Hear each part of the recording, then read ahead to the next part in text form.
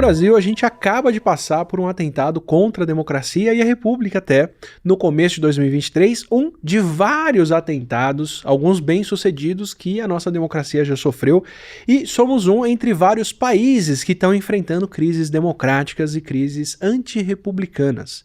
Por que isso está acontecendo? Como que se formou a nossa república e a democracia que a gente tem no país? O que ficou de fora dessas ideias? De onde surgiu a noção aqui de que a gente podia deixar de ser colônia ou deixar de ser parte de um império? E por que nem tudo foi incluso nisso? E quais são os fantasmas que essa exclusão criou que voltam para assombrar a gente agora?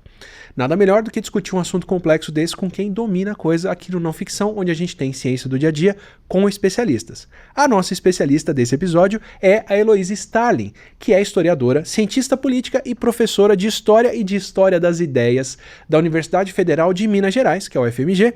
Ela pesquisa e coordena estudos sobre a história da República e da democracia e, entre outras obras, é autora de Os Senhores das Gerais, Brasil, uma biografia com a Lilia Schwartz, República e Democracia, Impasses do Brasil Contemporâneo e Ser Republicano no Brasil Colônia, os dois sobre República, e também tem As Mulheres na Independência com Antônia Pellegrino, entre outros, inclusive A Máquina do Golpe, que logo mais deve estar publicado. É muito material sobre, vamos para a conversa com ela.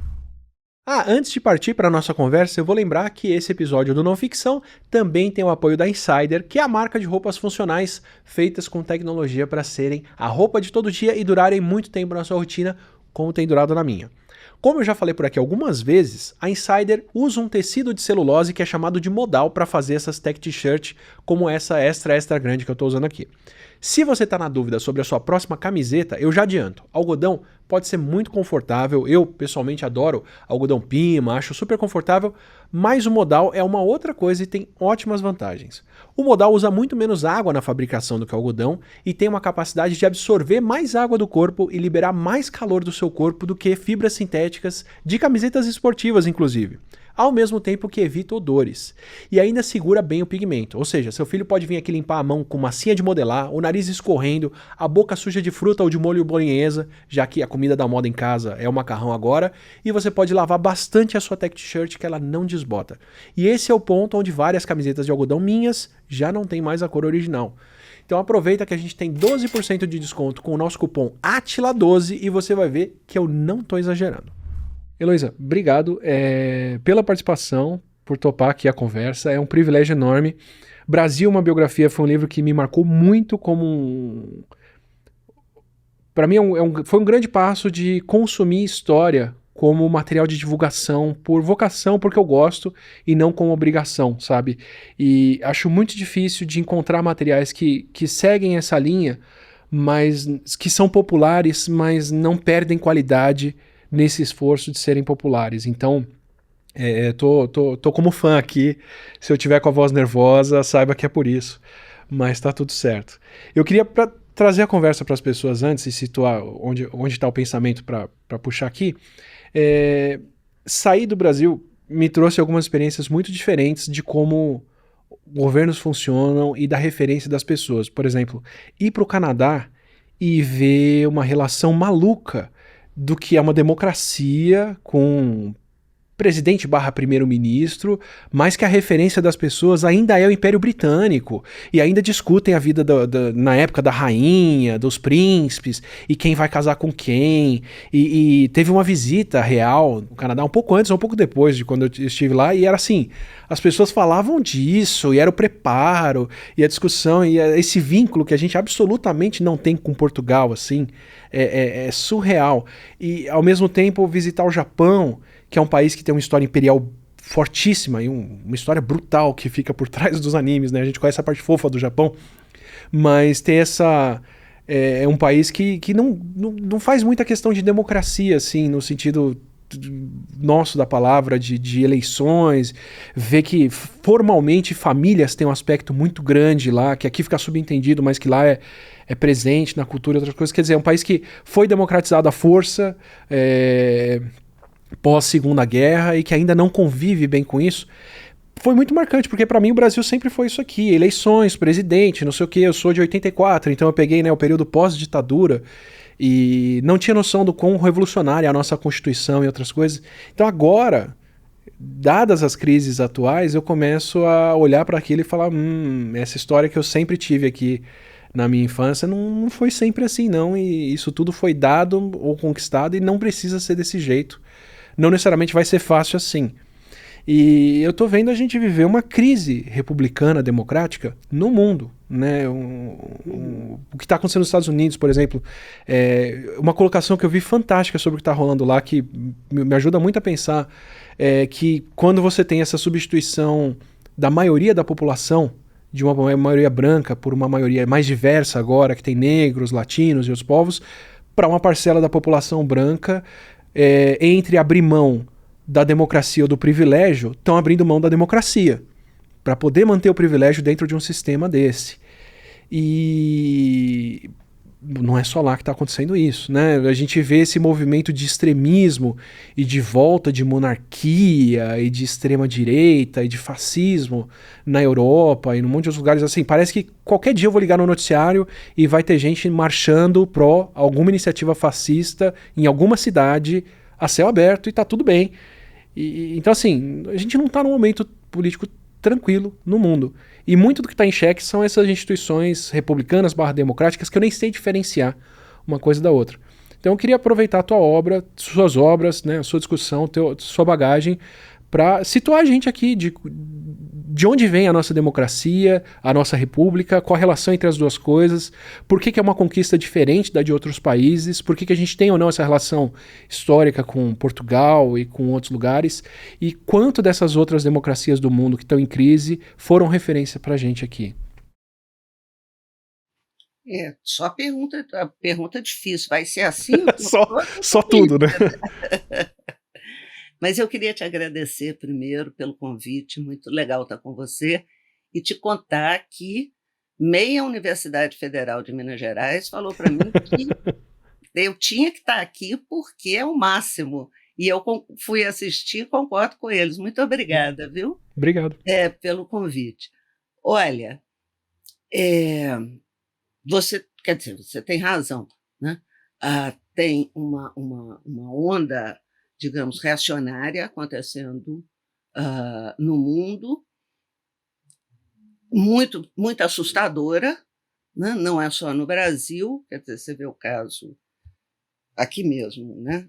Da Argentina, você vê países na Europa, né? Os Estados Unidos, você tem toda a razão. E, e nós tivemos isso até a eleição de 2023, quer dizer, o risco que o Brasil correu foi grande. E ainda corre, eu acho que a gente não está deixando de correr perigo. Né? Uma coisa que me impressiona é nós pensarmos como que se esse processo, no caso do Brasil, como que de início ele foi não, a eleição Bolsonaro os militares vão administrar, as instituições vão limitar. De fato, o STF cumpriu um papel importantíssimo no sentido de defender a democracia, mas as instituições sozinhas elas não garantem, né? Então, eu acho que é difícil a gente pegar esse conjunto para tentar entender tudo que está acontecendo, porque tem questões que nós ainda não sabemos. Né? Uhum. Mas veja, e no caso do Brasil, é interessante porque o Brasil tem uma história longa, né? Atrás da democracia e com essa preocupação de como que nós vamos instituir um regime democrático. Né? E a democracia, no caso, significando quem é cidadão. Né? Esse é o problema da democracia, se a gente quiser defini-la. A democracia vai dizer para nós o seguinte, a república vai dizer que os cidadãos têm que atuar na cena pública, na construção do bem comum. Então, a república vai dizer para nós, de uma maneira assim, indo no centro, ela vai dizer, nós precisamos garantir a coisa pública, né? Ou seja, o que nós vamos fazer em comum para o nosso bem, e isso é isso é um assunto que o cidadão deve ir para o espaço público, né? Debater e definir o bem comum, tá? A democracia... Posso claro, ser ignorante aqui? Seria uma troca entre você ter tudo isso aqui são bens do rei e dessas famílias, para tudo isso aqui são bens públicos que vão ser administrados pelas pessoas. E mais um pouquinho, quer dizer, como que nós vamos fazer para decidir o que é bom para nós? O que nós precisamos ter para decidir o que é bom para a sociedade, tá? Então, por isso que eu falei, o que nós vamos fazer em comum para o nosso bem.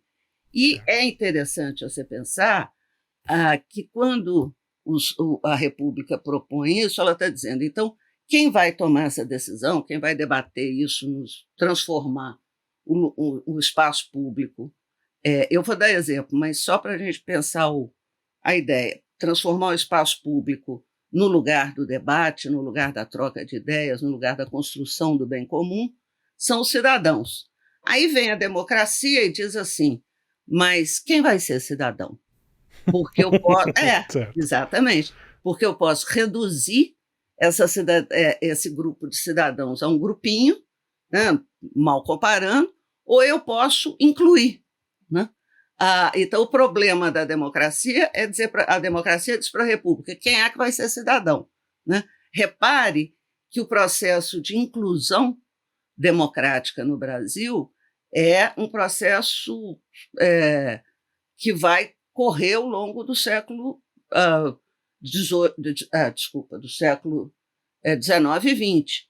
Pensa na luta das mulheres para que elas pudessem ser incluídas na cidadania, né? Então, a ideia de que a democracia ela tem a ver com instituições democráticas, ela tem a ver com prática democrática, eleição, partido e tal.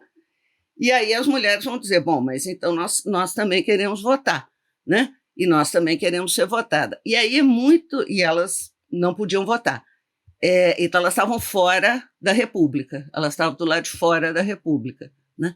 A mesma coisa a população negra, né? O analfabeto, né? Então você tem, e quando você pensa numa sociedade em que uma parcela muito grande é analfabeta, né? Isso significa você tirar do espaço da cidadania e da democracia uma fatia larga da sociedade. E repara duas coisas, no caso das mulheres, por exemplo, quando chega lá na Constituição de 1934, eles vão dizer assim, então tá, então as mulheres podem votar. Se elas quiserem, elas não são obrigadas a votar. E as mulheres dizem, não, se os homens são obrigados a votar, nós também temos que ser. Entendeu? Isso tem um significado enorme. Elas só vão conseguir ser, nós, né, obrigadas a votar, entre aspas, em 1946. Né? Porque a partir do momento que você é obrigado, o Estado tem que garantir o seu acesso para aquilo, né? Se fosse opcional... Aí você é meio cidadão, entendeu? Se for opcional, você é meio cidadão. Ou todo mundo é opcional, ou ninguém é. É isso que elas estão dizendo, para que haja uma igualdade de condições. Então, com isso, você amplia a democracia e inclui. Então, mais isso para a República também é bom, porque a República vai ter que definir o bem comum ouvindo vozes completamente diferentes, né? E tendo que chegar a um acordo, né? Não necessariamente precisa ser um acordo, tem que chegar a um acordo. Não necessariamente você tem que votar, né? Então ganhou a maioria. Tem determinadas coisas que não, tem determinadas coisas que nós temos que chegar a um acordo mesmo. Nós vamos usar máscara na pandemia? Tá? Nós precisamos acordar isso, né? E precisamos criar as condições disso, porque isso significa botar em risco a vida do outro. Então, eu tenho que levar em consideração o outro. E aí, por isso que a República tem que ser democrática. Se ela não for democrática, ela não é inclusiva. Se ela não for inclusiva, na definição do bem comum, setores da sociedade, grupos da sociedade vão ficar de fora. Isso me marca muito porque parece para mim que a história do Brasil então é uma grande a história da arte do eufemismo, de como contornar regras para continuar mantendo as coisas. Então, ok, vai ser uma democracia, todos podem votar. Ok, mas eu não quero que negros votem. Como é que a gente faz então? Não, não pode falar isso abertamente. Vamos exigir alfabetização então. Uhum. Quer dizer, você continua tendo o mesmo resultado, mas você dá uma contornadinha para dizer que aquela não é a situação, né? No caso dos Sim. americanos, que eu descobri recentemente, quando eles falam que você passa a exigir documento com foto pro voto para poder tirar o voto negro de uma região. E aí eu, como brasileiro, ficava, qual que é o problema de apresentar um RG? Qual que é o problema de levar? Não, não existe RG nos Estados Unidos. Não tem documento com foto emitido pelo Estado. Só se você pagar para ter um documento como a carteira de motorista. Ou seja, só quem pode tirar a carteira de motorista é que poderia votar numa região dessa.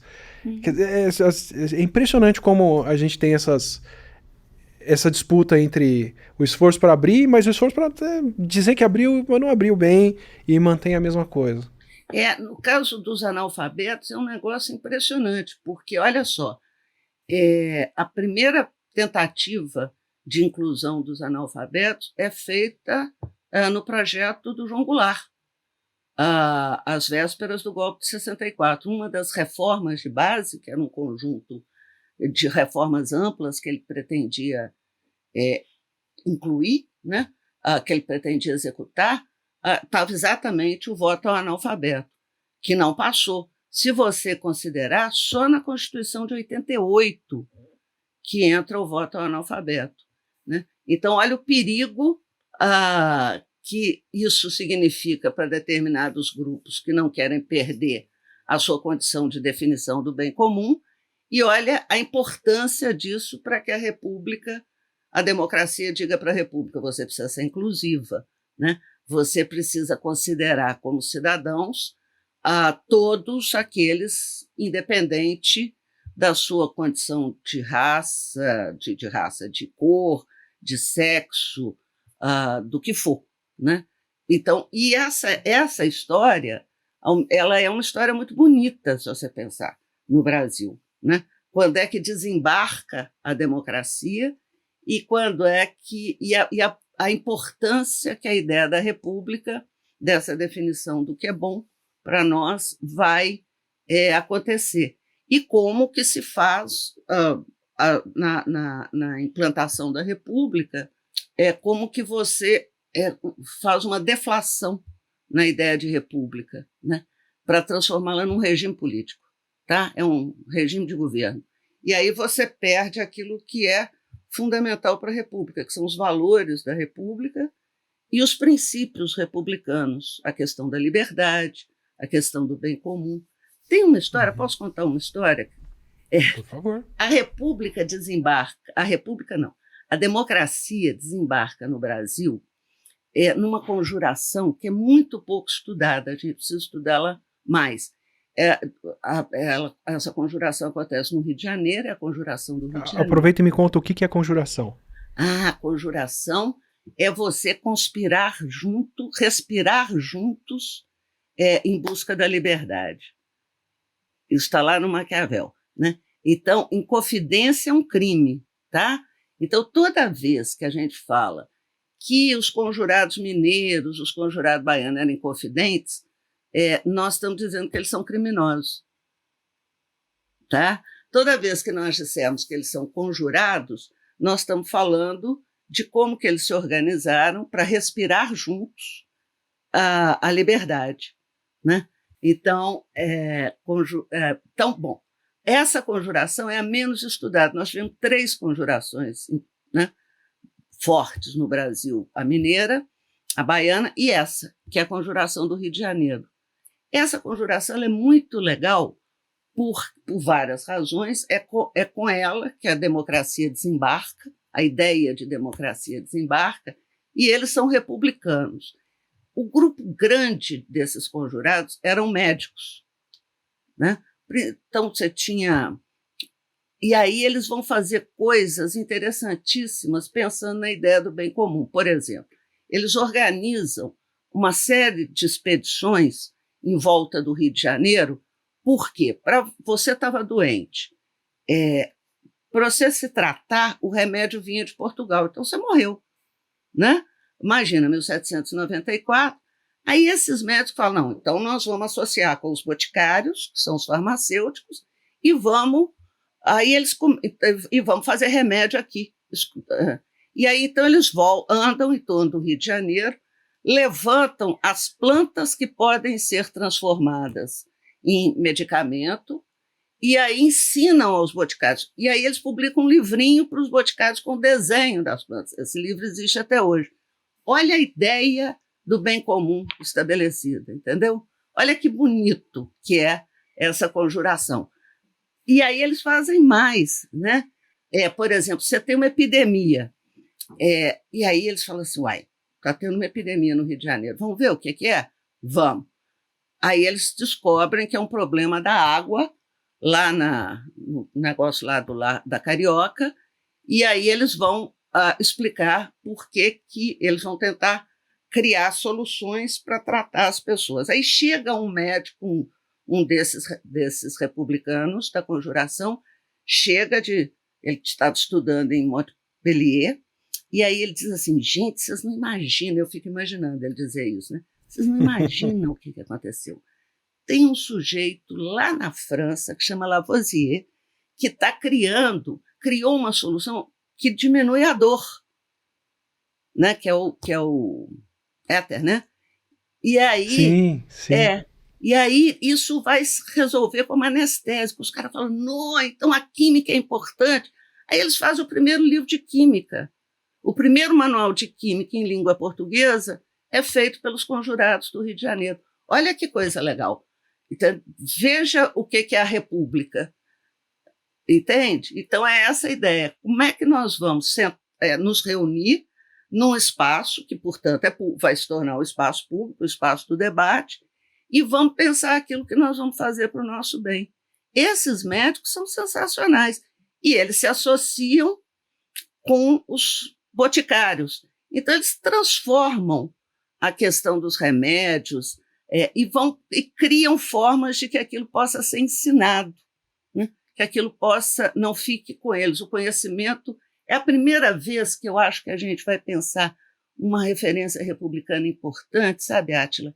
Que é você pensar o seguinte, que tem a ver com a universidade hoje, né?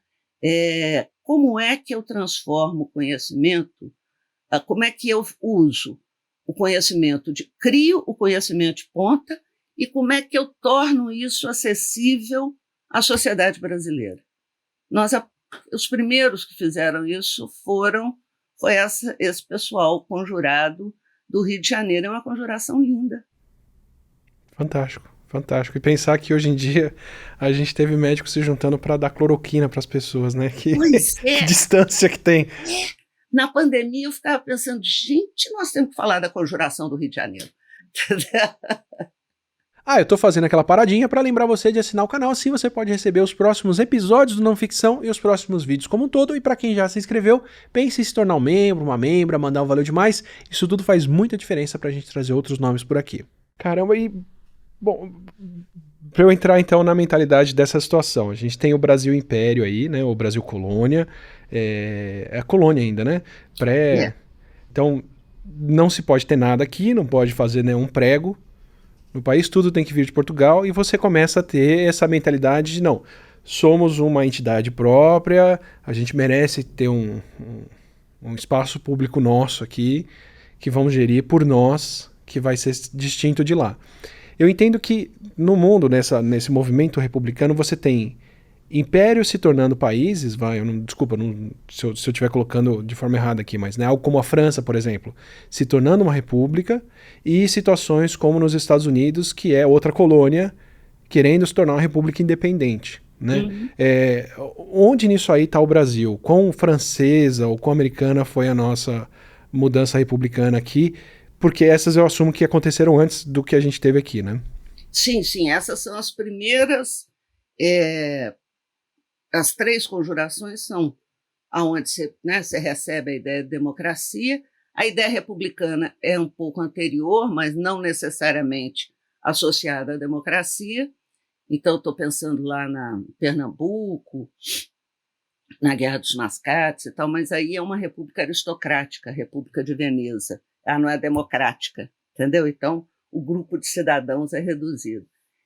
Eu acho que nós podemos pensar, eu sugiro que a gente pense que tanto a Revolução Francesa quanto a Revolução Americana são fundamentais na origem da nossa tradição republicana, que foi, como eu disse no início, esquecida, né? Que foi esvaziada de conteúdo. Então, quando você pega a Conjuração Mineira, a grande influência da Conjuração Mineira é a Revolução Americana, inclusive e o Iluminismo, né? Inclusive porque você não tem, ainda não tinha acontecido a Revolução Francesa, é anterior, né? Então, aquela história do livrinho do Tiradentes, né, que são as leis constitutivas da República Americana, que ele anda e lê, né? E é sensacional, porque chega clandestino, é um livrinho que chega clandestino com os estudantes que estão desembarcando de Coimbra. Esse livro provavelmente foi impresso na França ou em Genebra, e ele chega, é um livrinho, parece uma cadernetinha, né? E ali está como é que você faz uma república, né? Então, as leis constitutivas. Quando o Visconde de Barbacena sabe que esse livro está circulando no bolso do Tiradentes, enlouquece, fala, como é que esse livro entrou aqui? Porque o Tiradentes pedia, e o Tiradentes usava uma estratégia muito, claro, que era uma safadeza estratégica dele, muito inteligente, que era, ele falava assim, ele não sabia francês, e o livro estava em francês, então ele não tinha dúvida, ele chegava para você e falava, sabe francês? Você pode traduzir aqui para mim? Lógico. Aí a pessoa lia e se encantava, né? Então era um jeito dele fazer propaganda sem dizer que estava fazendo propaganda. Eu tô tentando não cair no clichê de falar que ele estava sendo mineiro, mas tá difícil. Ele estava sendo mineiro, ele estava sendo mineiro. Ele chegava para você e falava, você sabe francês? Aí eu sei. Você pode me ajudar aqui no livro? Então vou deixar esse livro com você uns 3 dias, traduz esse pedaço aqui para mim, pronto, né? Olha só. É muito legal. E esse livro é talvez a peça mais importante que tem hoje lá no Museu da Inconfidência, em Ouro Preto. Ele existe até hoje, né? É possível que as marcas que ele tenha não são do século XX, então é possível que as marcas que ele tenha, algumas sejam de Tiradentes, mas nós não sabemos, né? E no caso da Bahia, né? O que a Bahia vai fazer que a última conjuração, os baianos vão pensar o seguinte, olha, mas então nós temos que incluir todo mundo, né? Nós temos que incluir a população pobre e negra de Salvador. Aquilo que a democracia era na conjuração do Rio de Janeiro, como é que nós podemos ser iguais entre os iguais? E a Bahia fala, não, e os desiguais? Como é que nós vamos fazer com os desiguais? Então, repara que nessas 3 conjurações estão fincadas a nossa matriz, a nossa origem, né, de como pensar a república e a democracia. E no caso do Rio de Janeiro, é muito legal porque os boticários faziam uma coisa, essa coisa do conhecimento, levar o conhecimento era uma coisa importantíssima. Então, se você for ler os autos da devassa, da prisão dos conjurados, você vai ver que eles faziam os boticários de noite, início da noite, acabou o serviço, eles fechavam a botica e ali eles faziam as tais reuniões sediciosas, que era o debate das ideias iluministas e tal. E aí tem, na denúncia, né, na delação que um sujeito faz para o Conde Rezende, que é o vice-rei naquele momento, ele fala, olha, e o cara que o senhor tem que prender, um desses insurretos, um desses rebeldes, tem que ser preso, porque é o mais citado e é o mais perigoso deles, chama Voltaire, é Voltaire. Então, os caras estavam discutindo Voltaire na botica do Rio de Janeiro em 1794. Olha que história mais bonita. Sabe uma volta que me dói aí? Fui ler recentemente o Despertar de Tudo, de dois antropólogos, né? Uma breve história de tudo. Eu tô massacrando o nome aqui do livro, mas enfim, do David Graeber e um outro antropólogo. E eles colocam como a possível origem desses ideais de igualdade americanos e franceses os ideais de igualdade dos nativos de povos originários americanos, dos Estados Unidos. Com uma noção muito diferente do conceito de bem comum, de liberdade, de igualdade, do debate de ideias para promover as coisas, que percola para os americanos e que vai para a França, e de lá vem esses ideais que Voltaire discute depois e por aí vai. Quer dizer, a gente tinha aqui do lado outras culturas e outros pontos de referência que podiam trazer uma visão completamente diferente de mundo, mas isso teve que fazer essa volta lá por cima para chegar no Rio de Janeiro e o pessoal começar a levar isso em conta, né? É um trânsito de ideias e um contrabando de ideias, na verdade, porque aí você vai descobrir que você tem.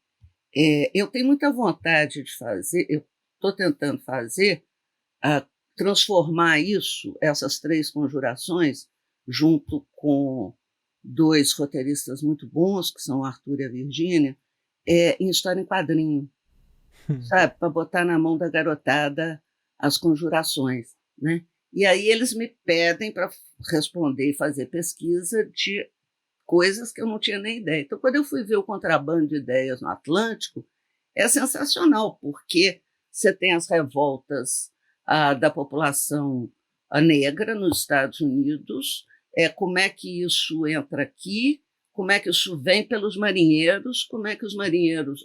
sabe? Então, você tem uma grande conversa, a gente acha que a internet é muito legal, a gente não imagina o que era o contrabando de ideias no final do século XVIII. E aí, por exemplo, o Thomas Paine, lá na Revolução Americana, ele faz, eu não sei se é dele ou se ele está copiando um verso que é... que ramo é esse? É o ramo da liberdade. Onde você vai plantá-lo? Na coroa da Inglaterra. Então, veja... Tá? E aí ele leva isso para a Irlanda. E aí você tem uma grande revolta na Irlanda, né? Onde que você vai plantar esse ramo? Na coroa da Inglaterra. Então, você tem um trânsito de ideias e de contrabando de ideias. Uma editora importante em Genebra, que ganhava rios de dinheiro, porque ela só fazia livro proibido, né? E os livros eram proibidos mesmo. Você tem um médico que é preso na Conjuração do Rio de Janeiro, porque ele tinha, imagina, livro de Rousseau. Ele tinha um livro de Rousseau, que era o Discurso da Desigualdade, cana, né? Passou 2 anos preso na Fortaleza de Santa Cruz por conta do livro do Rousseau. Então, e como é que essas ideias andavam e circulavam pelo Brasil?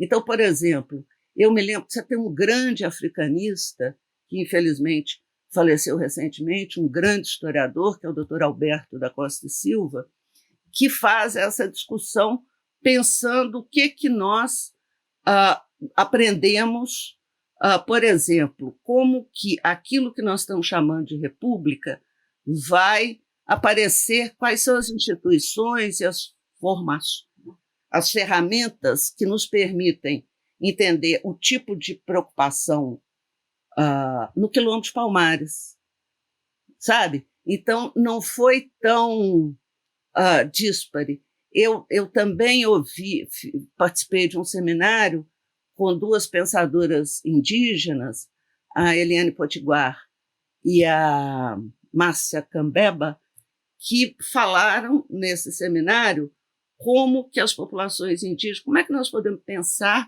a questão, os princípios democráticos do ponto de vista das populações indígenas, né? Como é que isso aparece? Agora, isso é um negócio que nós tínhamos que estar escrevendo e divulgando ontem, porque Sim. vai crescer muito a nossa compreensão e o nosso aprendizado, sabe? Na hora que eu fiquei ouvindo a Eliana Potiguar, eu falei, gente, eu não sei nada disso, eu preciso aprender, né? Então tem um grande terreno aí muito interessante e muito rico para que a gente possa expandir a nossa ideia de democracia. Se a gente tem razão de que a democracia nunca está completa, e é bom que ela não esteja, porque se nós chegarmos, né, acho que é o George Orwell que diz isso, o escritor, né, se nós chegarmos ao ponto máximo de democracia, gente, nós estamos na tirania, né, porque a democracia ela tem que estar em movimento, ela tem que criar novos direitos, ela tem que pensar, ela tem que dar conta das questões que estão sendo apontadas pela contemporaneidade. Então, é bom a gente... Então, esse papo de que no Brasil a democracia é fraca nada, né? Fraca nada. Ela enfrentou 14 tentativas de golpe de Estado só na República, né? E criou vários movimentos importantes de defesa da democracia. Então, vão pensá-la sempre nesse movimento bonito, grande, e como que os direitos são a alma da democracia, porque são eles que fazem ela se movimentar, né? E essa é uma história que começa lá no 18. Olha que legal. Tem um ponto de contraste bem grande aí para mim no meio da história, porque você está me dando os valores novos entre o pessoal da saúde no Rio de Janeiro. Os valores republicanos, né, ali de autonomia do conhecimento, né, de é importante eu formar um conhecimento aqui, esse conhecimento ser prático, ter aplicação para o nosso povo e servir a gente para cortar essa dependência de fora. Uhum. Aí você me traz os valores republicanos em Minas. Então, né, a gente pode se governar, ter um conjunto de leis, tem regrinhas aqui de como fazer isso de forma autônoma. Aí você me dá a conjuração baiana como uma forma de pensar, bom, somos todos iguais, não só alguns iguais aqui, né? Como que a gente inclui mais pessoas, e acho fundamental isso estar acontecendo num estado que tem a história que a Bahia tem, né? De combinar os 3 tipos de escravidão ali, né? Os 2 tipos de escravidão de indígenas e de africanos trazidos com a exploração. Então, é fundamental que isso aconteça nesse tipo de sede. Mas são esses valores que entram na nossa formação da República? Porque não foi a partir de conjuração ou de inconfidência, dependendo de quem ganha ou quem perde, que a gente teve a formação da República aqui no Brasil, né? Tentando resgatar a história que eu lembro. Mas, então assim, quanto disso e quanto desses valores franceses ou americanos entram na formação da nossa República de fato, ou das conjurações que você descreveu? Pois é, então, a minha hipótese é de que você tem uma tradição republicana esquecida, Certo. Tá? Que reaparece, e reaparece de diferentes maneiras em momentos, em diversos momentos da história brasileira, né? E você tem o esvaziamento dessa tradição, o esquecimento dessa tradição, para que você construa, acabe com a monarquia, implante a república pela via, inclusive, militar, de um golpe de Estado, como se a república tivesse esvaziada da sua tradição. O que eu estou querendo dizer? Eu esvazio a república dos seus princípios e dos seus valores, né? E transforma numa forma de governo. O positivismo faz isso, entendeu? Uma forma de governo, inclusive, com um traço autoritário, né? Pensa o que é a república na Primeira República, em que você tem uma oligarquia e um padrão nada democrático, uma vez que a maioria da população está excluída das regras. Então, ao mesmo tempo, essa tradição republicana, como ela tem uma história longa no Brasil, e ela vai ser retomada no século XIX, quando você tiver... Ela é retomada no ciclo revolucionário da independência. A gente pensa muito na independência do ponto de vista do Rio de Janeiro e de Dom Pedro, mas pensa que em 1817 a República é instalada no Recife, né? Começa aí a Revolução de 17. Pensa uma história sensacional que a gente precisa contar mais, né? Que a República é instalada em 17 no Recife, em março, eu acho. Em maio, a República vai ser instalada no Crato, no Ceará. Quem faz isso? Uma mulher. A Bárbara de Alencar espera terminar a missa no domingo, dá 2 tiros para cima, reúne o povo, É uma história linda, olha só, como uma república instalada por uma mulher. Né? Aí, Dona Bárbara, é sério, isso que eu estou contando não é. O povo vai dizer para você assim, está inventando. Não está, eu tenho provas. Aí, Dona Bárbara espera acabar a missa no domingo, o povo vai saindo, ela tira, né, para chamar a atenção, aí o povo se reúne, ela convoca a população do Crato para ir até a Câmara depor os portugueses, instala a República, liberta os prisioneiros. Né? A ação da Dona Bárbara é tão extraordinária que, quando vier a repressão portuguesa e ela for presa, a preocupação, né, vai ser como é que a gente desmoraliza ela.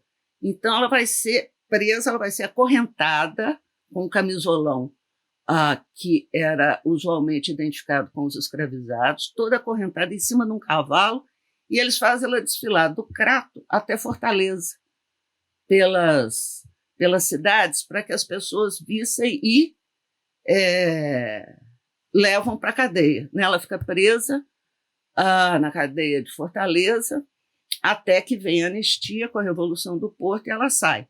E volta para o Crato e se mete em outra revolução republicana, que é a Confederação do Equador.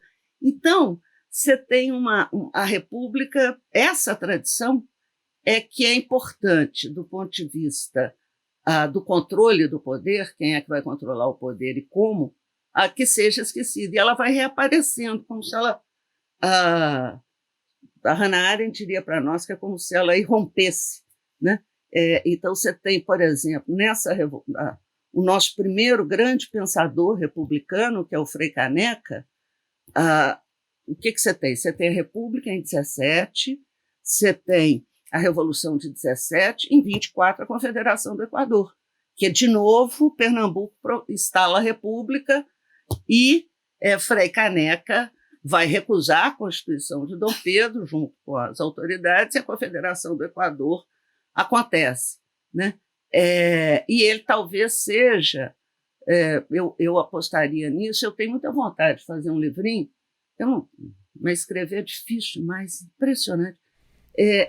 Isso de alguém que já escreveu tanto, né? Pois é, mas é difícil. As palavras são uma coisa horrorosa. Eu fico com muita vontade de escrever o Frei Caneca, Pensador da República, para que a gente possa entender mais, conhecer mais essa história, porque quanto mais nós conhecermos essa história, mais nós podemos formar repertório para o que a gente quer hoje. Você entende a importância dessa tradição? Sim. Né? É aquilo que o Paulinho da Viola vai dizer para nós. Quando eu penso no futuro, não esqueço o meu passado. Lembra desse verso do Paulinho da Viola? Se a gente conhecer essa história, como foi, como não foi, como é que isso aconteceu, eu construo um repertório. Né? E aí eu sei que é possível. É por isso que um governo autoritário, que uma tirania, ou uma forma autoritária, ela sempre... O historiador, a gente não pode contar isso, mas o historiador é sempre perigoso para as tiranias por causa disso. Porque uma forma autoritária, pensa no que o Bolsonaro tentou fazer. Ele tentou reescrever a história. Exatamente para quê? Para apagar determinadas coisas e torcer outras. Então, se o Estado é o único que pode te dizer da história, tem um problema aí. Né? E é por isso que o historiador é esse perigo para as tiranias. Né? Porque ele vai para a praça pública e diz, mas isso aqui não foi assim, não. A verdade factual é essa. A única verdade do historiador é essa. Como é que Tiradentes morreu na forca? Se isso foi bom, se isso foi ruim, isso aí é outra conversa. Agora, morreu na forca, ele não morreu na cama. Entendeu? Teve um golpe em 64. Nós gostamos desse golpe, nós detestamos esse golpe. Mas instalou a ditadura. Se eu reescrevo isso, eu passo a ter o controle do passado. E aí eu tenho o controle do presente. Né? Exato. Se eu quero levar a gente para um passado distante e idílico, eu primeiro tenho que recontar essa história para fazer aquilo ser interessante. Né? Isso. Eu vou massacrar tudo que você falou aqui e vou fazer uma comparação muito porca, mas por favor, eu quero chegar num bom lugar. Então, atura ela comigo. Mas assim, como um bom apreciador de cerveja, eu descobri que tem um fenômeno que assim, surgem cervejarias artesanais, surgem cervejarias locais que tem uma outra dinâmica, que não precisam atender lucro, fornecimento, nada em escala, e elas lançam coisas fantásticas. E aí, de repente, a grande marca de cervejas vê essa ameaça, né, de milhares de cortezinhos de papel que juntos dão uma hemorragia, e lançam selos, tipo, aqui está a nova IPA, que é um estilo de cerveja que eu gosto muito. E lança isso no mercado, e é uma cerveja horrível. E eu pouco a pouco fui entendendo que assim, às vezes o papel dessa cerveja horrível é ser horrível para as pessoas terem um contato mainstream com uma cerveja IPA ruim e não terem a curiosidade de experimentar o que são as IPAs de verdade e muito gostosas. Então às vezes é bom você lançar uma iniciativa que vai dar errado, mas ela vai construir no imaginário popular um conceito de que aquilo é um negócio que não vale a pena tentar, e elas nem vão para as locais. Então às vezes elas lançam selos ruins mesmo para sabotar os seus bons locais. Desculpa a comparação porca, tá? Mas quando você me fala que a gente tem uma república que vem de um contexto, parece que estão correndo na frente para falar, olha, uma hora uma conjuração dessa vai dar certo, e vão vir com essas ideias tortas de tem, todo mundo é igual, tem que ter boas leis, tira esse pessoal do poder. Então, antes disso acontecer de verdade, vamos fazer aqui, vamos dar um gostinho fake do que é uma república. Assim o pessoal esquece essas ideias, e quando a gente tiver tempo, a gente reconta a história toda para dizer que tudo caminhou para isso e que essa é a grande transição. Então, né, vai virar de qualquer forma a mesa. Vamos a gente virar ela do nosso jeito e a gente põe de volta em pé em cima dela tudo que a gente quer manter em pé e as pessoas vão desencanar. Parece um pouco isso. Não, é isso. É isso mesmo. Essa sua comparação, eu nunca tinha ouvido a comparar a república com a cerveja, mas acho que é isso mesmo. Quer dizer, como é que eu esvazio de significado, como é que eu faço uma cerveja ruim, né? Para que eu possa apagar essa história. Né? Repara que a estratégia é essa: eu faço a cerveja ruim e, simultaneamente, eu tento criar as condições, as ferramentas, para que essa história seja esquecida. Tá? Os gregos diziam que o esquecimento é pior do que a morte, eles têm razão. Quando você esquece a Bárbara de Alencar, ela nunca existiu. Né? A morte se leva a saudade, faz o luto, então você sabe que aquilo existiu. Mas se você esquece que um dia, num domingo, Bárbara Alencar instalou a República no Crato, então isso não existiu, isso nunca aconteceu. Né? Então, a combinação é exatamente essa. De um lado, eu faço a cerveja ruim, e de outro lado, eu vou apagando essas marcas. Né? É diferente, o esquecimento é diferente, por exemplo, do que o Bolsonaro tenta fazer com a história. Ele tenta criar uma outra história. Né? Então, são as duas estratégias, talvez, do poder. Como é que eu esqueço? E aí isso nunca existiu. Né? Então, vamos supor que as pessoas não sabem, então, não é à toa que das 3 conjurações nós vamos esquecer a do Rio de Janeiro, né? Por conta dessas coisas todas. Mas eu esqueço, eu nunca soube de Bárbara de Alencar.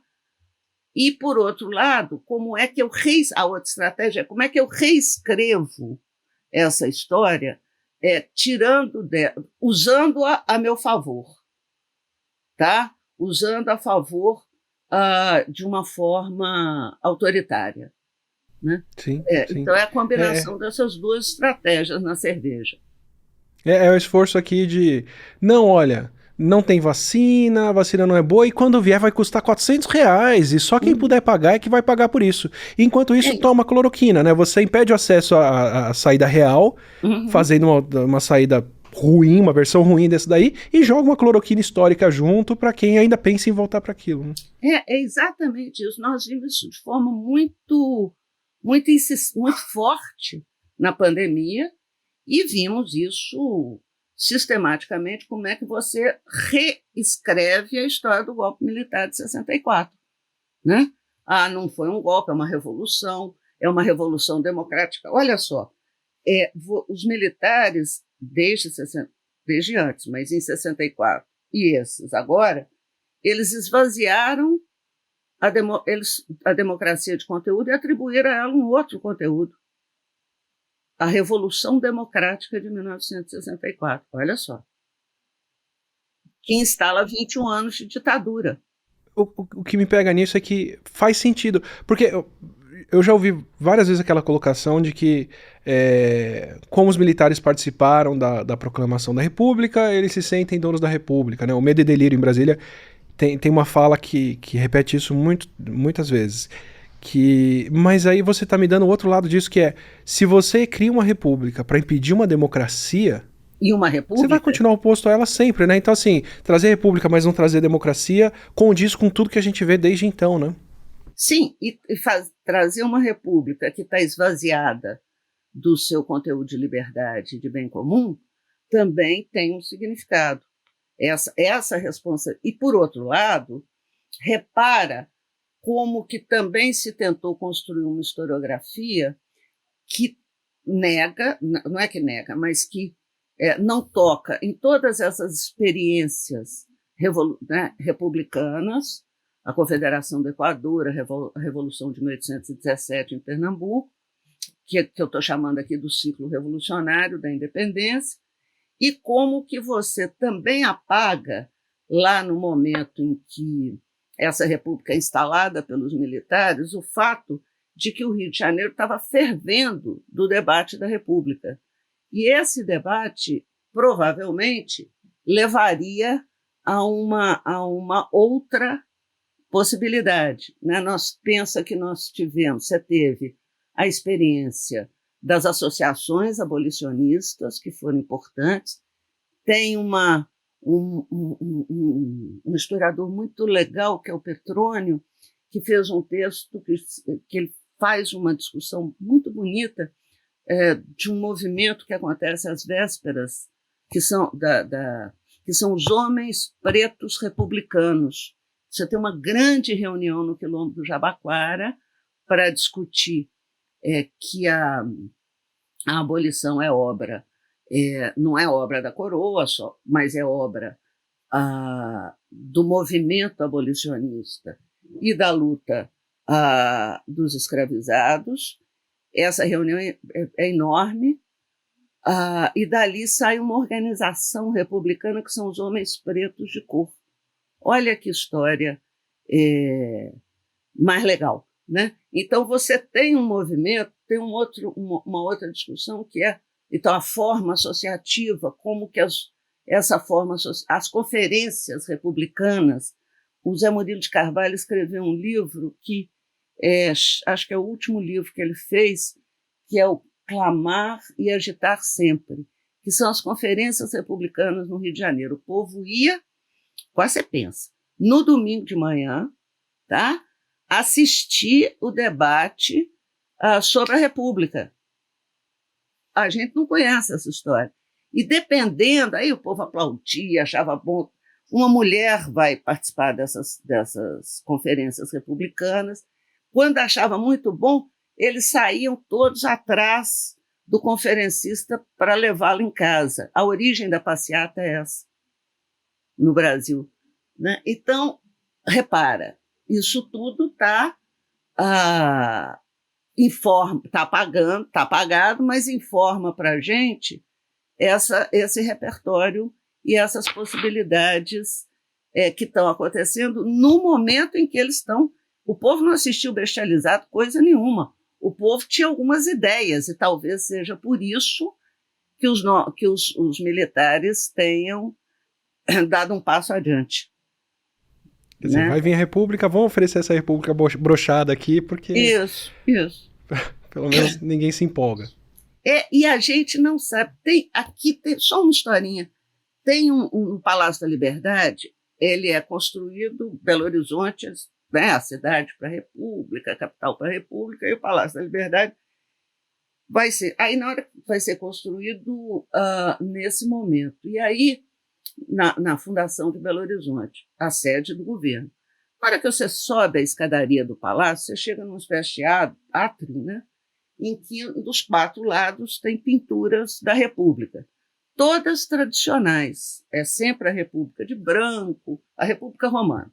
Só que na hora que você olha para uma delas, só tem uma. O dia que você vier aqui, nós vamos lá para você ver. Só tem uma que a República está de vermelho, com o barrete frígio da Revolução Francesa, descendo, é a deusa liberdade, a República é a liberdade, e ela corta com a espada as correntes de 2 escravizados. Uhum. Quem pintou isso ninguém sabe, mas é um recado que ele deixou para nós, né? Eu fico imaginando, mas não consegui provar isso, que talvez, como os homens pretos republicanos, os homens republicanos de cor, uma seção vem para o Brasil, vem para Minas, pode ser que isso seja obra deles, entendeu? Porque vem um grupo grande e se instala em Minas. A organização dos homens pretos republicanos vai para o Rio de Janeiro, para Porto Alegre e Minas. E aí eu fico pensando, será que isso foi feito por um deles, né? Porque a gente não tem o nome dos pintores, você só tem o nome de quem dirigiu, de quem coordenava, chefiava, né, a equipe de pintores. Mas é um recado que o passado deixou para a gente, entendeu? Então, eles tentam apagar, mas está lá no Palácio da Liberdade. É só você olhar. Olha que legal. Eu tô fazendo aquela paradinha para lembrar você de assinar o canal, assim você pode receber os próximos episódios do Não Ficção e os próximos vídeos como um todo. E para quem já se inscreveu, pense em se tornar um membro, uma membra, mandar um valeu demais. Isso tudo faz muita diferença pra gente trazer outros nomes por aqui. Vou cometer outra atrocidade de analogia aqui, mas eu conheço uma técnica de não ter que fazer as coisas que eu batizei da técnica da louça suja, que funciona assim. Você não quer que nunca mais te peçam para lavar a louça, você não quer ter esse trabalho, você quer dar um fim nisso? Então se oferece primeiro, fala, não, pode deixar que eu lavo a louça, numa república, num grupo, em alguma coisa, e vai e faz um serviço tão porco, e deixa a louça tão suja, que as pessoas nunca mais vão querer que você faça aquilo. E aí você sai da pessoa proativa, que foi lá fazer, e as pessoas polidamente vão declinar e falar, não, pode deixar que eu lavo, não sei o quê. Então você já semeou ali a falha da sua própria atitude antes que as pessoas fiquem magoadas porque você queria fazer aquilo. A república que você me descreve em formação parece muito com a técnica dessa louça suja, assim. Sim, sim. Bom, aí a gente tem essa formação da república, tem 13, 14 tentativas de golpe aí depois, um vai e vem de ditaduras, né, no plural, que é bizarro falar isso no intervalo tão curto de tempo. Me fala o que ficou de louça suja aí, que sujeira foi essa que ficou na louça, que buracos que ficaram quando a gente cria essa república, que deixam a gente com essa situação incerta. Não necessariamente com a democracia fraca, mas com uma democracia que não foi criada numa base sólida republicana de fato. O que ficou de fora dessa república? Ou o que faltou na formação de república que a gente teve? Que esses são fantasmas que nos assombram até hoje. Uma questão é você pensar os militares, né? Quer dizer, o traço, a ideia de que a nossa república tem que ser tutelada, né? E que significa a intromissão dos militares na vida pública, na vida política, talvez seja o grande risco que nós temos e continuamos tendo, porque nós não sabemos o tamanho, inclusive, da penetração e da destruição que os militares bolsonaristas fizeram dentro da instituição militar. Nós não sabemos a quantas anda, como é que está o quartel, entendeu? Tem um livro muito legal que saiu, de um jornalista muito bom, que é o Fábio Vitor. Ele escreveu um livro que chama O Poder Camuflado, em que ele faz uma pesquisa... Gostei do nome do livro. Exatamente. Em que ele faz uma pesquisa muito boa para mostrar como que o Bolsonaro, de expulso, entre aspas, né, das Forças Armadas, volta e consegue produzir uma articulação consegue produzir uma articulação dentro das Forças Armadas que deu no que deu. Mas isso não é uma novidade, quer dizer, a ideia de que a República tem que ser tutelada, né, pelos militares, é algo que atravessa a nossa história. E talvez seja, eu apostaria que é, o nosso grande problema. Quer dizer, como é que nós vamos... Pensa bem, a ideia de que os militares podem intervir na vida pública nas 7 constituições republicanas está presente em 5. Né? E se você pegar a Constituição de 1988, o artigo 142 é ambíguo. É ambíguo o suficiente para que eles possam... para que produza esse tipo de leitura. Né? Então, essa seria... esse eu acho que é talvez o nosso problema mais grave do ponto de vista do risco que a democracia corre e do ponto de vista do risco republicano. Né?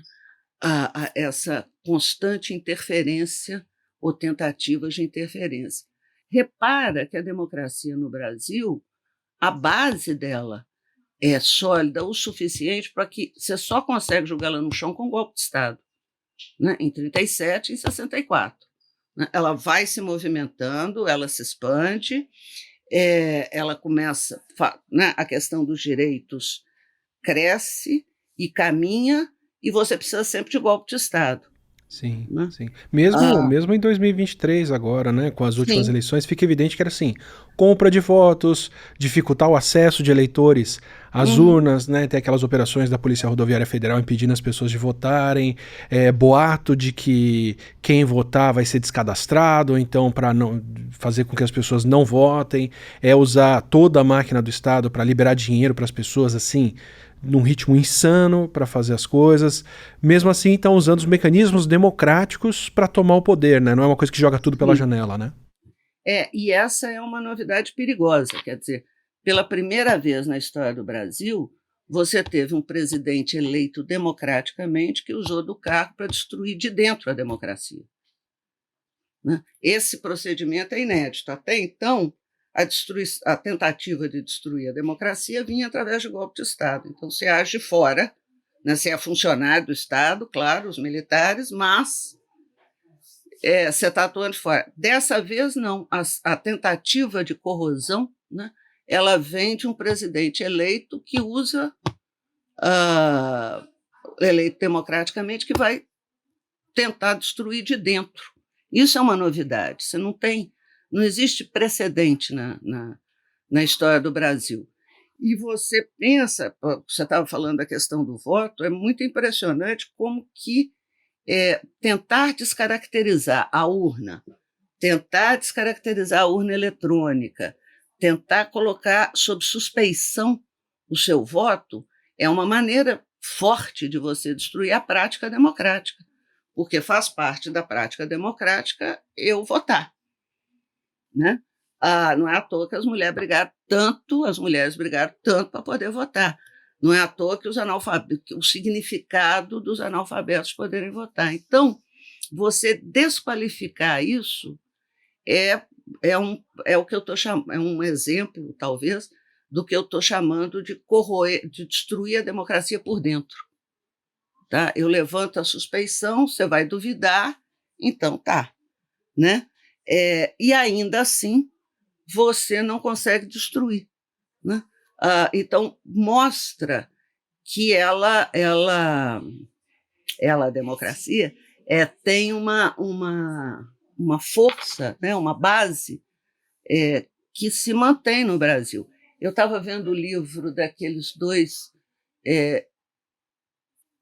acho que são 2 cientistas políticos que fizeram Como Morrem as Democracias. O segundo livro deles... Que é o mais recente, né? A ditadura das minorias, né? Acho que é isso. No mais recente, o primeiro capítulo ele chama atenção para o caso do Brasil, de como que nós conseguimos enfrentar o 8 de janeiro. Né? E nós conseguimos muito melhor do que os Estados Unidos. Né? E eles dizem isso. Falei, gente, isso aqui é muito bom de eu ler. É muito legal a introdução, porque eles falam, olha, o Brasil fez melhor do que os Estados Unidos, o que não é pouca coisa, porque lá é a Revolução Americana, né?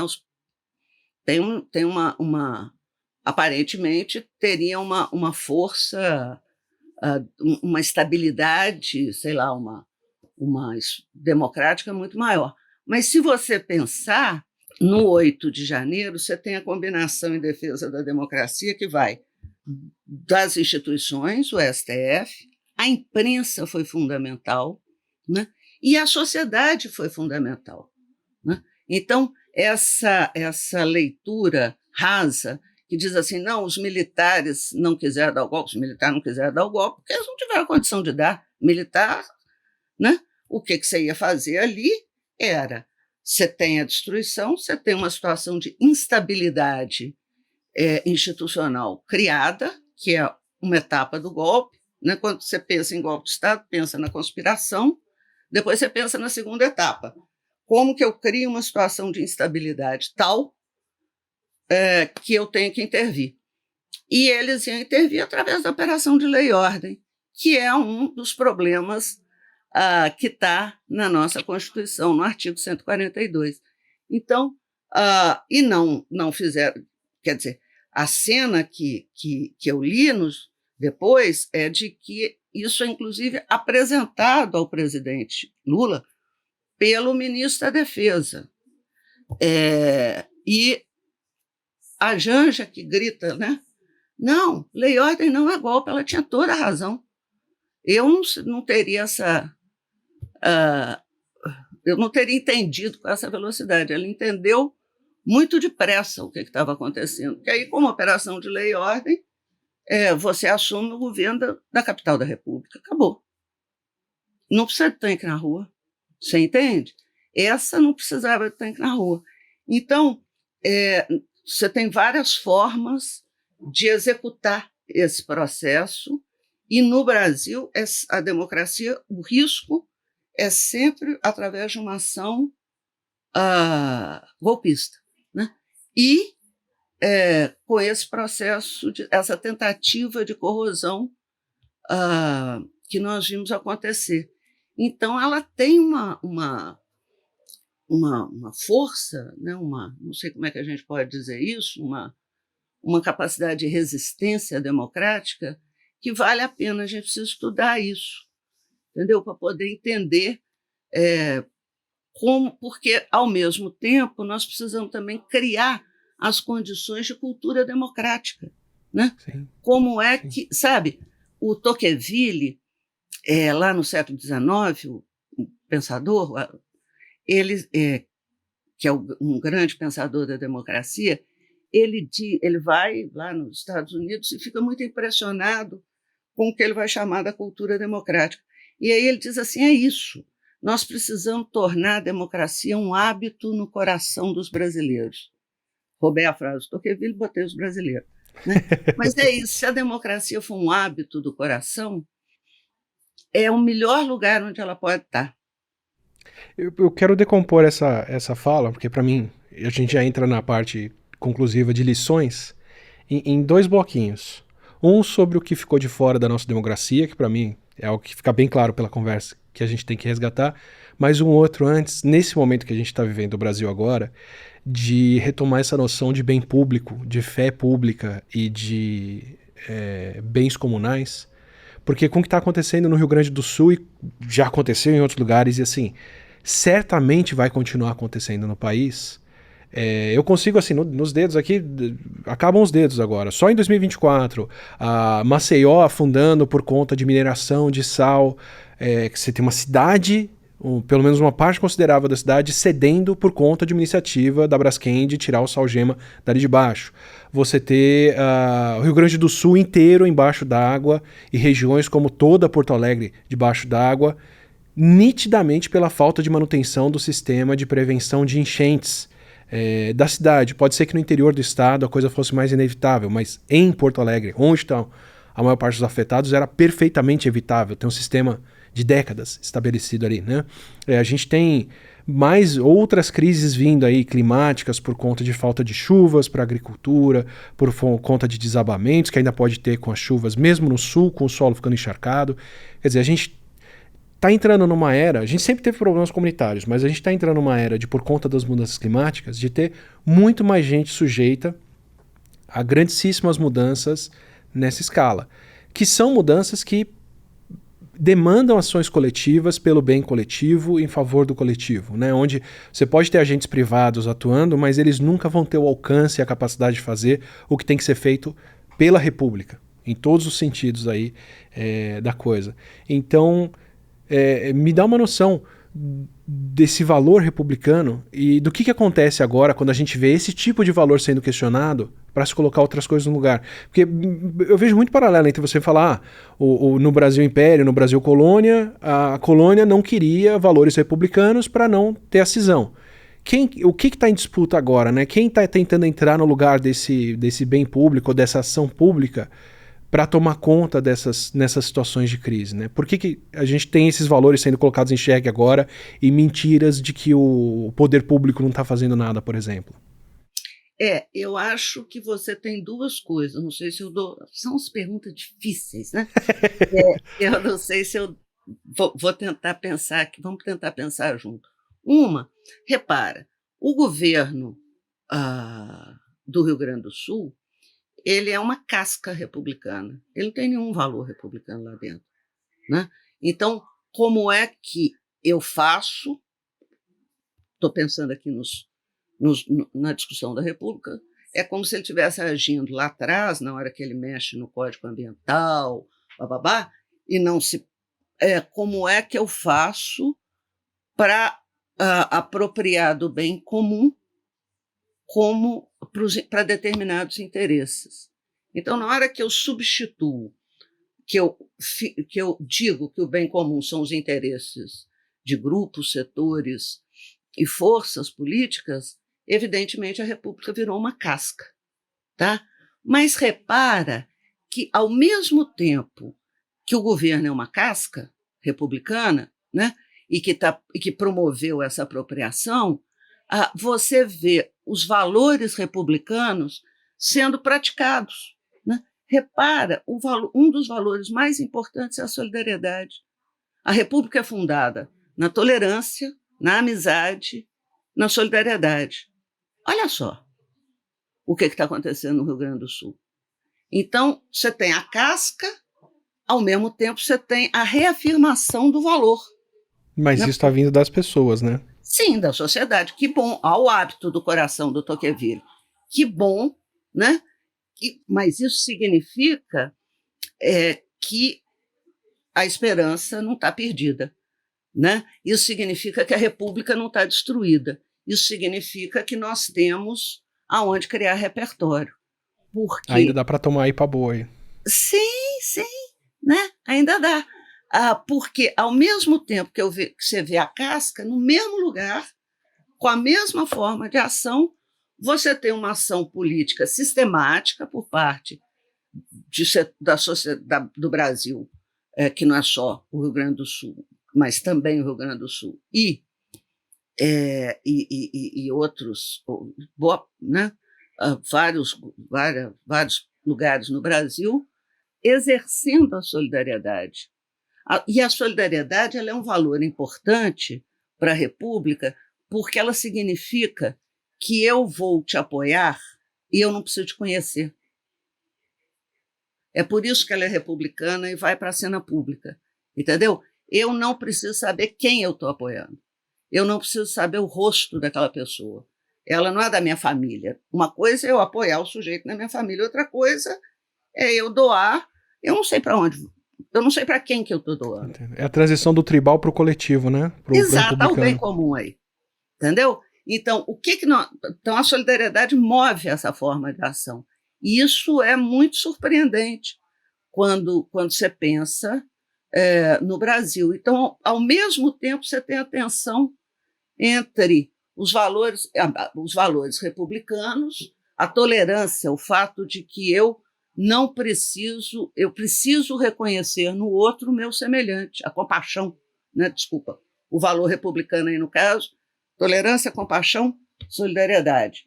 A compaixão é amizade também. A compaixão está aparecendo. A compaixão significa o quê? Eu não quero saber quem é que está passando aperto. Tá? Eu me comovo, eu me emociono e eu quero intervir nessa cena porque o outro é igual a mim. Eu me reconheço no outro. Isso é que é compaixão, como valor republicano. Né? Também está sendo praticado. Né? Então, o que significa que se a esperança é a certeza incerta sobre um bem que virá, né, nós não perdemos a tradição republicana. Olha como é que ela aparece.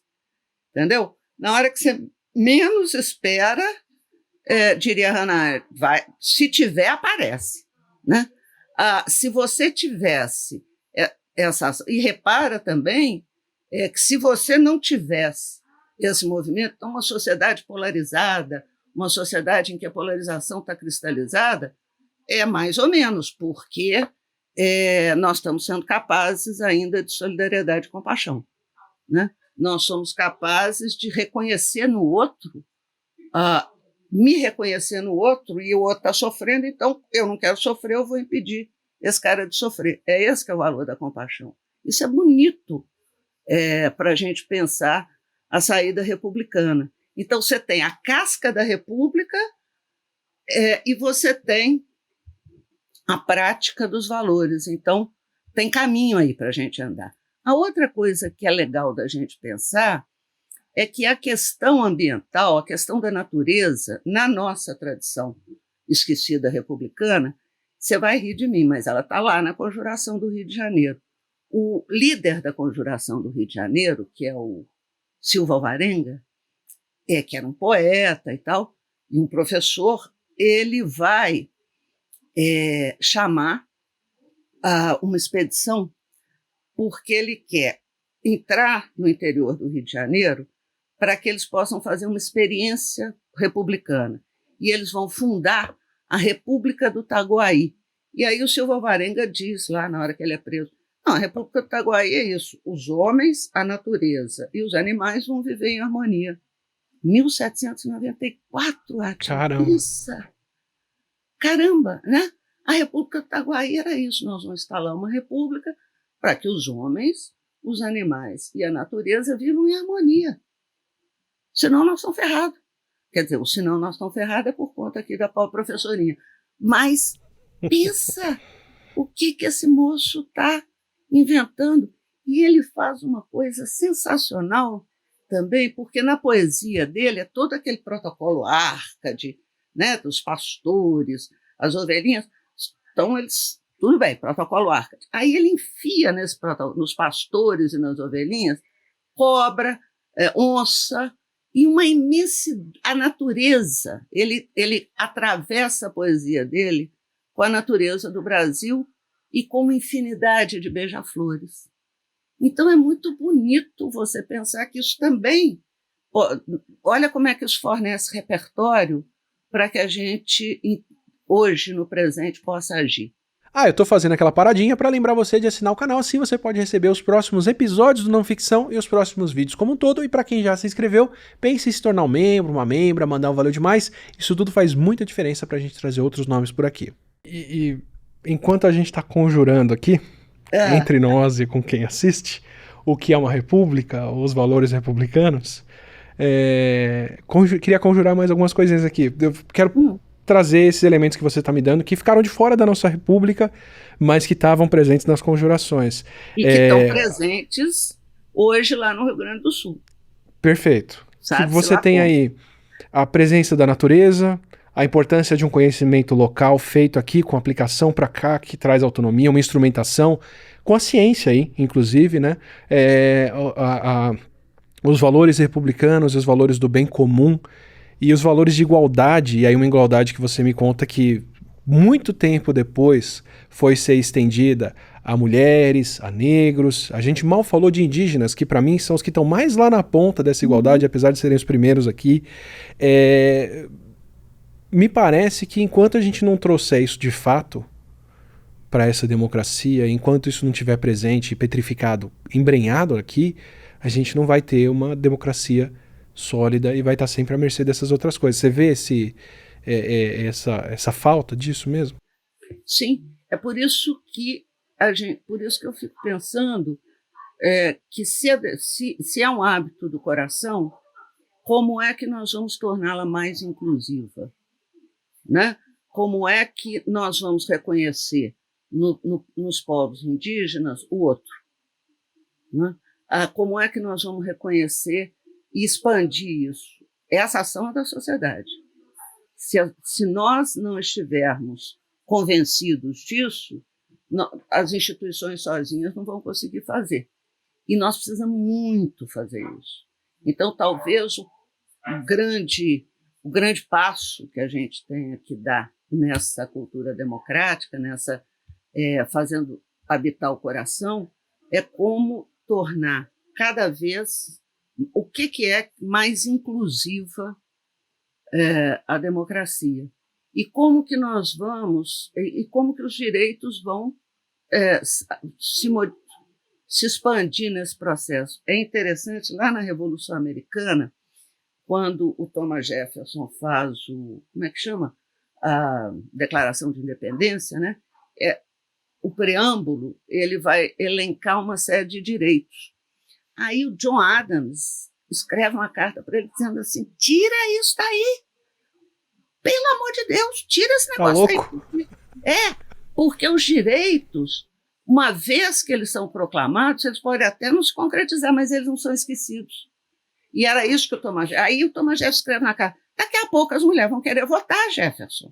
Daqui a pouco os meninos vão querer, sei lá, fazer o quê? Tira esse negócio daí. Declarou direito, é um negócio que a gente não volta mais atrás. Felizmente o Jefferson não tirou. Mas olha, que interessante, né? Uma vez declarado, ele pode não estar sendo cumprido nesse momento, mas a gente não esquece e vai agir na direção do seu cumprimento. Né? Essa ideia é perigosa, né? É por isso que os direitos são a alma da democracia, né? Porque eles são a garantia e são perigosíssimos. John Adams tem toda a razão. Tira, as mulheres vão querer votar, Jefferson, pelo amor de Deus. Entendeu? Olha a coisa que você está querendo fazer, né?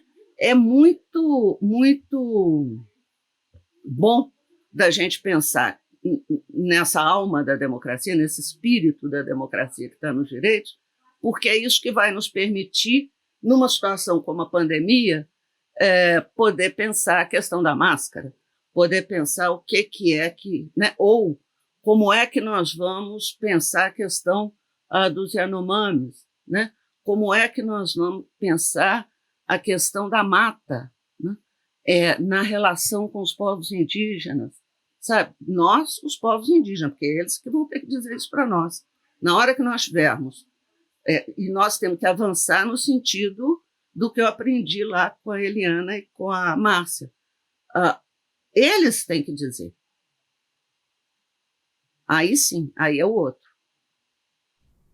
E para quem quiser ter mais contato com essas ideias perigosas e ter noção desse começo da história do Brasil, o que a gente pode ler e consumir? Você tem uma obra muito extensa, muito gostosa, muito legal. Espero trazer uma pontinha para as pessoas se interessarem aqui, mas o que mais que a gente pode consumir disso para entender de onde vem a República, a democracia brasileira e o que está de fora dela que a gente podia ter mais? Olha, nós temos... É só pergunta difícil. Nós temos... Não, é porque as coisas...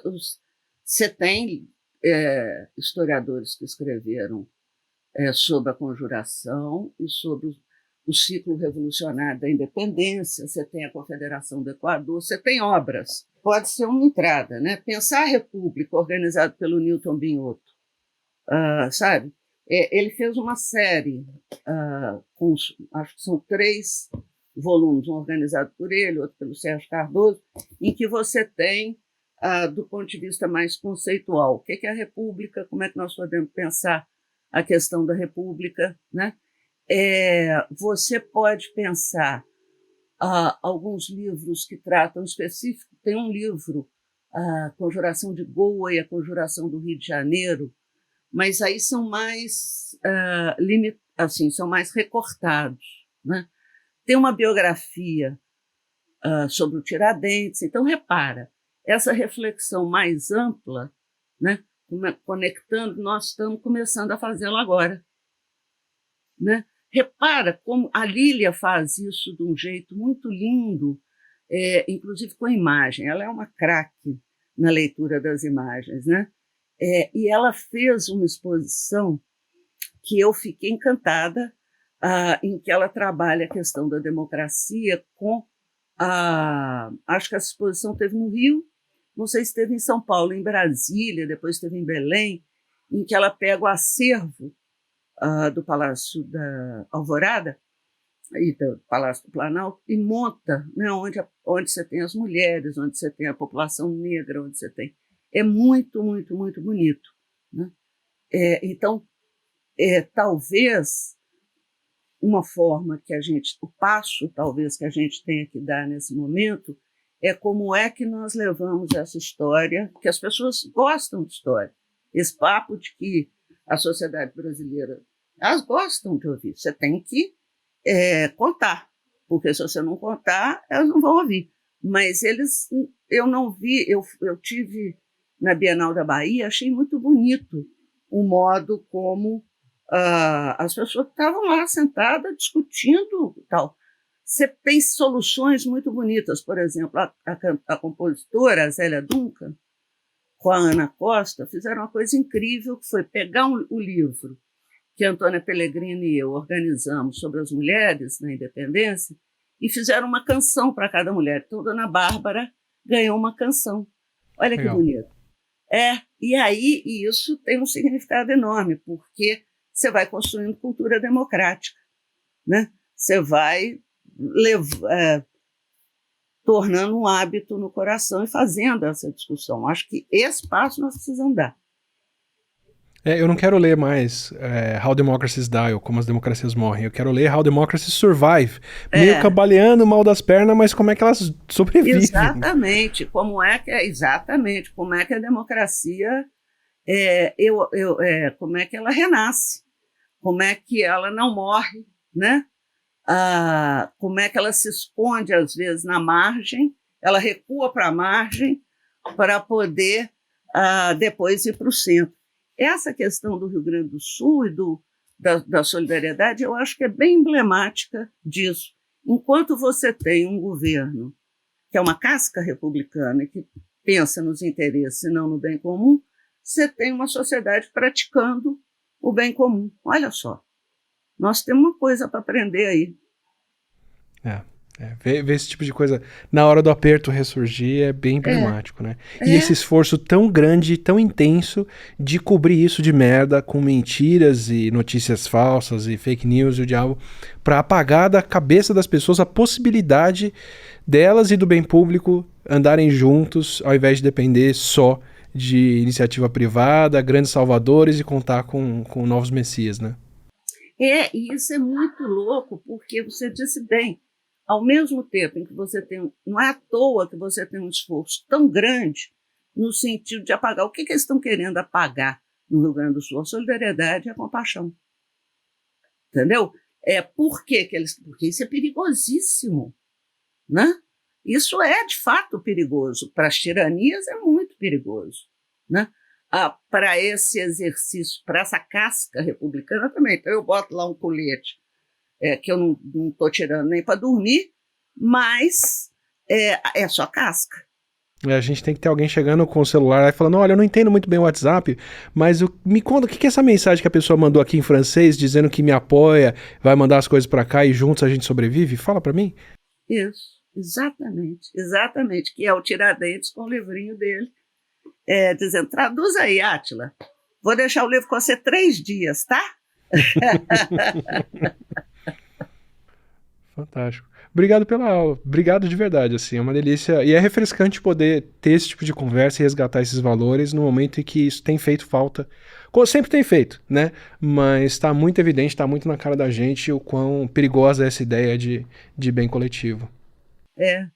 eu tenho que te agradecer também, porque eu quero te agradecer muito, porque conversar com você foi ótimo. Eu não sei se se as pessoas, o ouvinte, né, o nosso espectador, não achou assim que estava chato, mas eu gostei demais da gente pensar essas questões e acho que nós temos aqui um plano na nossa conjuração, né? Conjuramos bem. Vamos fazer a democracia andar. É um hábito do coração. Nós temos um plano, né? Estamos combinados na nossa conjuração. Fantástico, fantástico. Foi um prazer, foi uma delícia. Prazer foi meu, muito bom mesmo. Obrigada. Obrigada pela conversa e tome de Minas a estrada para ver a República abolindo a escravidão. Exatamente. A liberdade abolindo a escravidão. Espero que você tenha curtido a conversa. Desculpa as analogias fora de lugar e as comparações esdrúxulas aqui, mas é o jeito que essa cabeça de alguém que gosta de cerveja funciona. Prometo que nenhuma cerveja foi consumida para a produção desse episódio, mas muitas serão consumidas no futuro pensando sobre o que a gente conversou aqui. Ótimas lições, muita coisa importante. Eu não tinha noção dessa diferença e dessas relações com a formação de outras repúblicas e de outras democracias que o Brasil tem. Já tinha um pouco da noção de como nós estamos sendo inovadores e exemplares no combate ao último golpe que a gente viu por aqui, para garantir que não hajam próximos, mas espero que você tenha curtido essa aula particular, privilegiadíssima, com uma pessoa que tem tanto domínio e que fala de tantos assuntos como a Heloísa Starling. Tem as obras dela, recomendo demais, e quero muito trazer outras pessoas aqui para discutirem especialmente o que ela coloca, que ficou de fora da formação da nossa república, que é para trazer essas ideias e esses ideais novos de mulheres, negros, indígenas e outros. Nomes e sugestões de quem trazer e o que discutir por aqui são muitíssimo bem-vindos, e para quem quiser acompanhar essas discussões, se inscreve aqui no canal, assim você recebe os próximos vídeos, incluindo os próximos não ficção e os vídeos em geral. A gente se vê no próximo.